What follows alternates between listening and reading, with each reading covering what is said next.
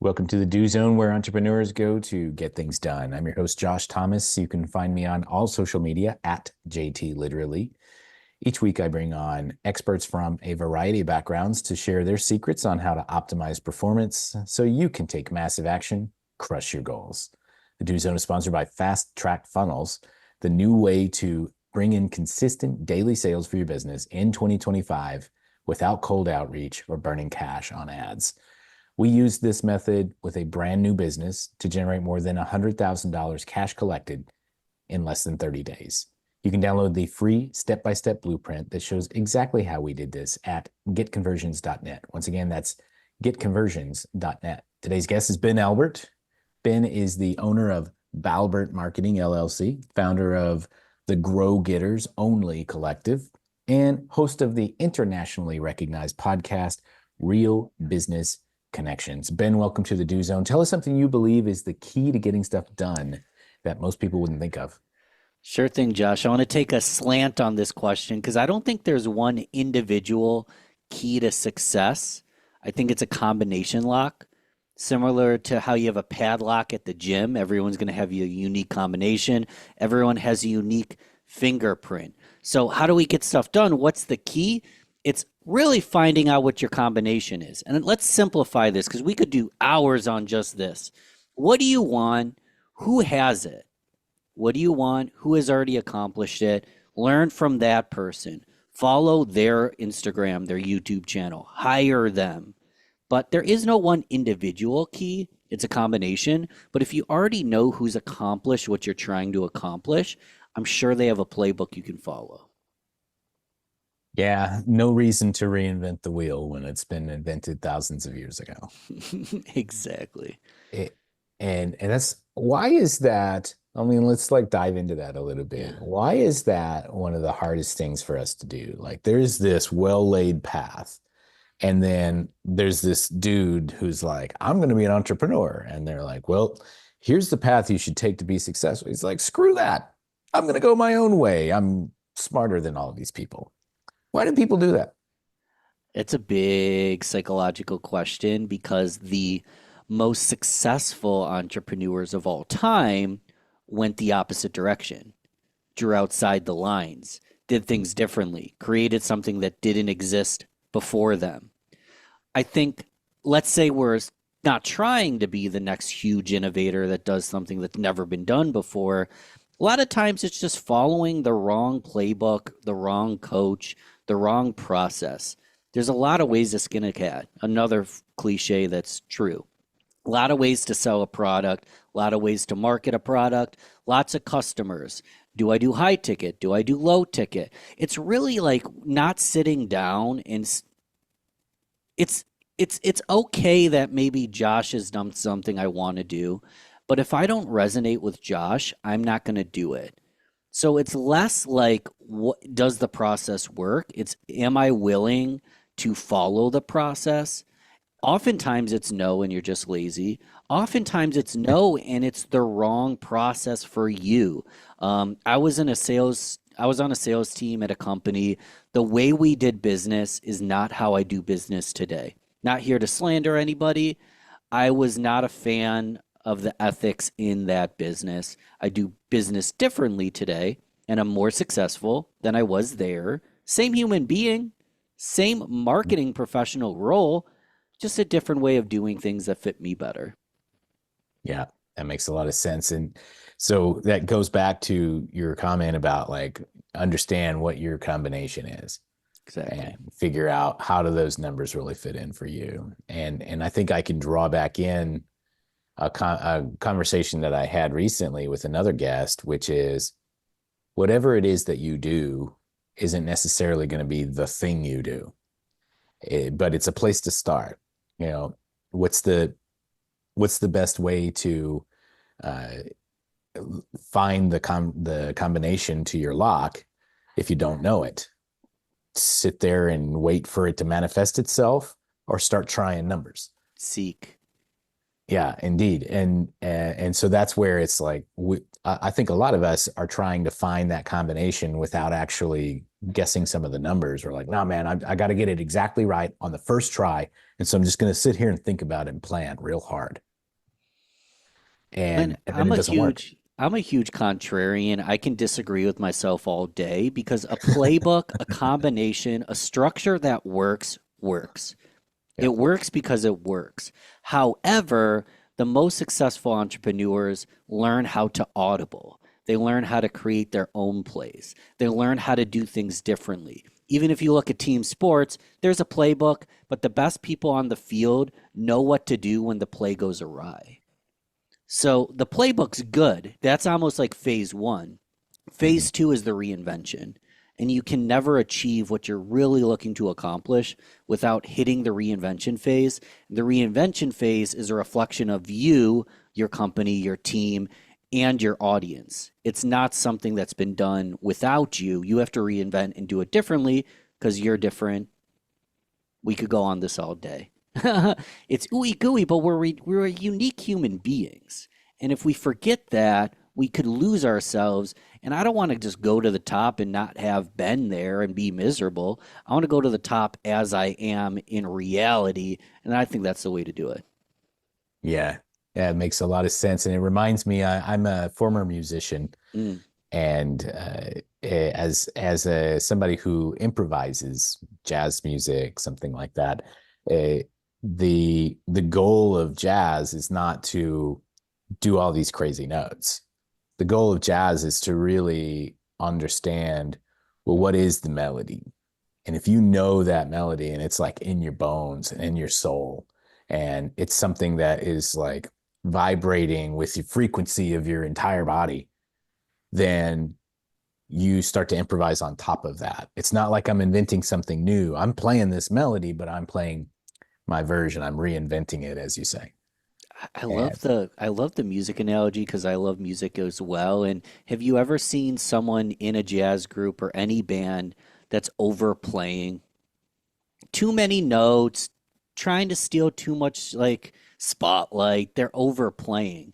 And if you put them in a band where everyone has chops and in this scenario, everyone overplays, they'll mhm. fit in better.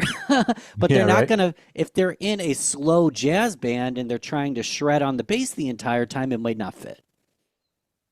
That reminds me of there is this. I don't want to go too far off topic here, but there was a show like from the 90s, and it didn't last very long, but it was called The Young Indiana Jones Chronicles. It was a TV show, and the subject matter was Indiana Jones before the movies. And there was one episode called Mystery of the Blues, and he Indiana was like in living in this hotel, and he wanted to play with the band. And so they gave him a saxophone. They're like, "All right, let's see what you got." And he just doop doop doop doop doop doop doop, and all the jazz guys were like, dude, that's terrible. What do you Yeah. stop that? And then the jazz leader told him it was which by the way was Wynton Marsalis played the jazz leader. Mm. Told him like, look, play this one, and he played Twinkle Twinkle Little Star. You go and you play that. And you don't play anything else until you know this song. And then he finally brings him back at the end and he said, "Hey, I want to bring up my friend to play Twinkle Twinkle Little Star." And then he finally was able to play it and improvise it on top of it because you just go back and you got to really really know this thing and get it Mm. down, and then you can't get it wrong at that point. I have So yeah, examples, but we can move on. yeah, no, I I mean love we the could like topic. yeah, we went way too far off Well, I the, don't know if but the listener knew that about you, so that's good to know.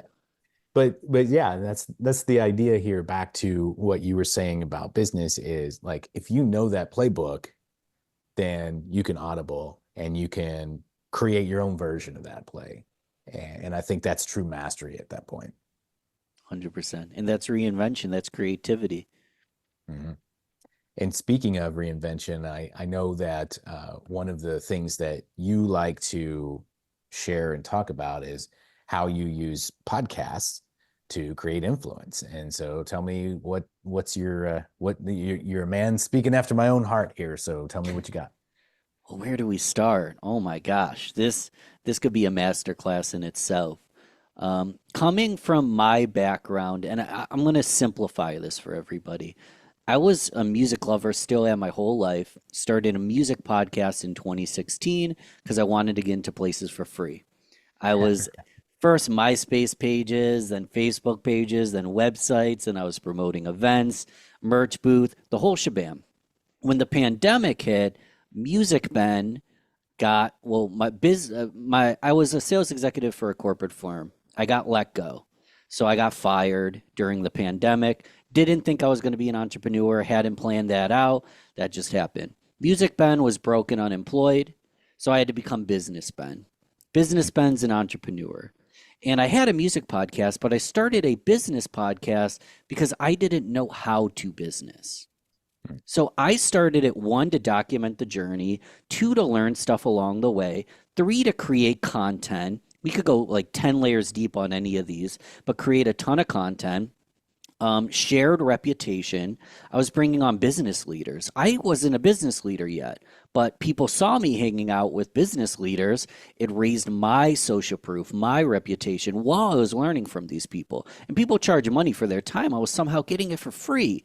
So while all that happened, it was building the foundation of my own business. So meeting people. The one thing I didn't touch on, and it was not the purpose of the podcast, but I was a marketing professional. I had started a marketing company. A lot of business leaders need marketing. They might not need it from me, but there's a high possibility I can help them.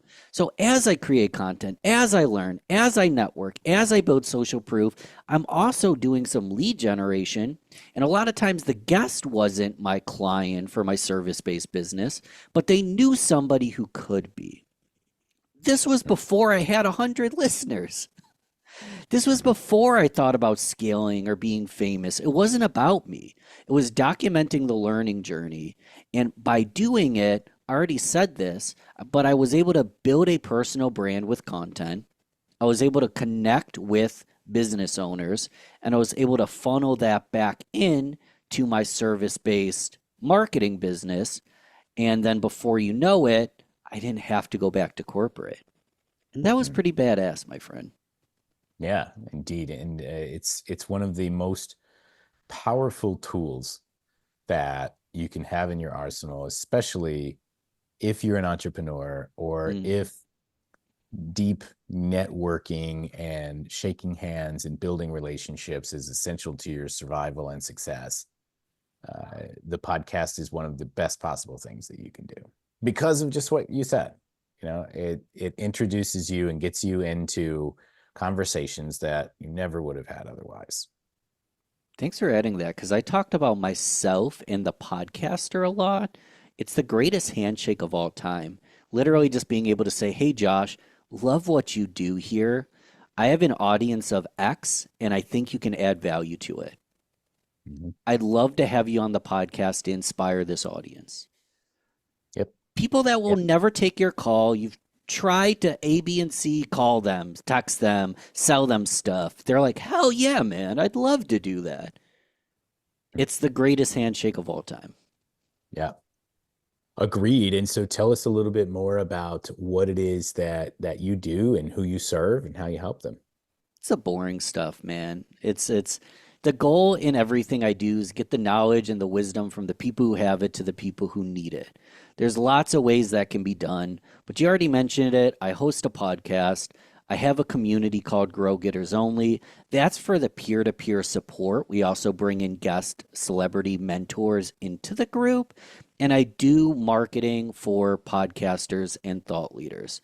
So my goal is really oftentimes to be behind the scenes, to be the bridge, to be the person amplifying the thought leader. And whether that's marketing for podcasters, building a community, or putting out free content myself, there's people that need the answer. We started with this. There's people that need the playbook.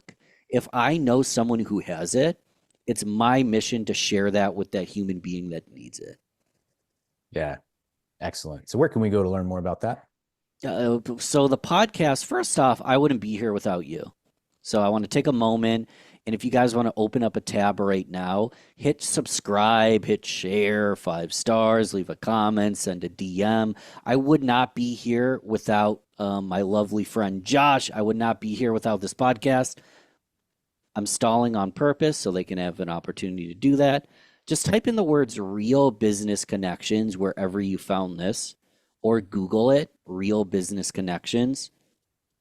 It's really that simple. You can find me there. Yeah. Excellent. Well, we'll do that. We're going to wrap up from here. Thanks so much to our guest, Ben Albert, for coming on and sharing a little bit of wisdom about how he gets stuff done. For those of you who are interested in checking out his podcast, you can find it wherever you listen to podcasts and look up Real Business Connections. Hey, if you're out there on your morning commute, dodging mopeds, splitting the lanes, if you're doing some crazy Bulgarian squats in the gym, or maybe you're out in the field repairing a windmill, snap a selfie, tag me at JT Literally. Show me what you do while you're in the do zone. And one more time, if you want daily sales and a full calendar of prospects who want what you have, you can download the Fast Track Funnels Blueprint for free at getconversions.net. That's it. Now let's get to work.